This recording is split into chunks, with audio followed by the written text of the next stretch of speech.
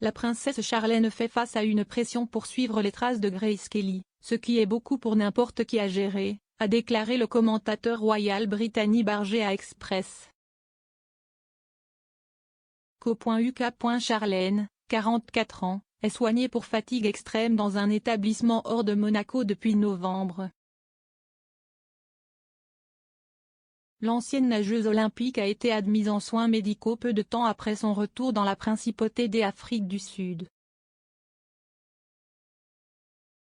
Au cours de son séjour de 6 mois dans son pays d'origine, elle s'est effondrée et a été transportée d'urgence à l'hôpital de Durban.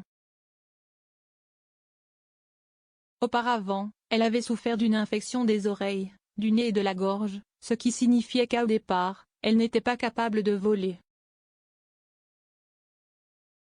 Le mari de Charlène, le prince souverain Albert II de Monaco, a confirmé son traitement en novembre. Albert, le fils de Grace Kelly, a déclaré au magazine People que sa femme souffrait d'épuisement émotionnel et physique.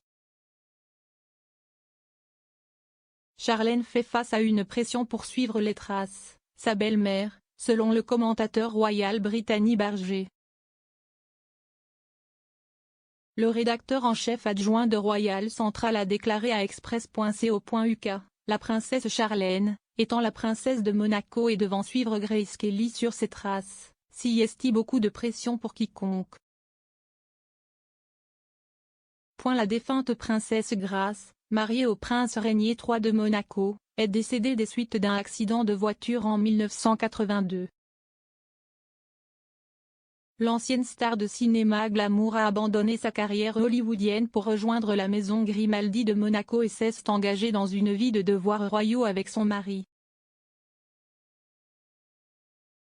Charlène a raté des événements clés du calendrier royal de Monaco, notamment les célébrations de la fête nationale en novembre.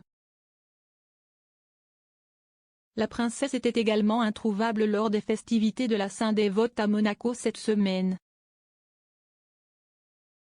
Albert a assisté à l'événement avec les jumeaux du couple, la princesse Gabriella et le prince Jacques, et d'autres membres de la famille royale. Madame Barger a affirmé que l'absence continue de Charlène avait suscité plus de questions que de réponses. Elle a déclaré : « Nous ne savons pas exactement ce qui se passe. Nous savons qu'elle avait un problème d'infection des oreilles, du nez et de la gorge. Elle aurait pu s'effondrer car avec une infection des oreilles, du nez et de la gorge, vous pouvez avoir de très gros vertiges. Donc, elle aurait pu avoir des vertiges et peut-être tomber, s'évanouir, se cogner la tête ou quelque chose comme ça. De toute évidence, nous n'étions pas là, donc nous ne savons pas. » L'expert a affirmé qu'il était peu probable que la famille royale privée de Monaco fournisse tous les détails sur les problèmes de santé de Charlène. Elle a déclaré : « Je ne pense pas que le palais princier révélera jamais exactement ce qui a conduit à l'effondrement.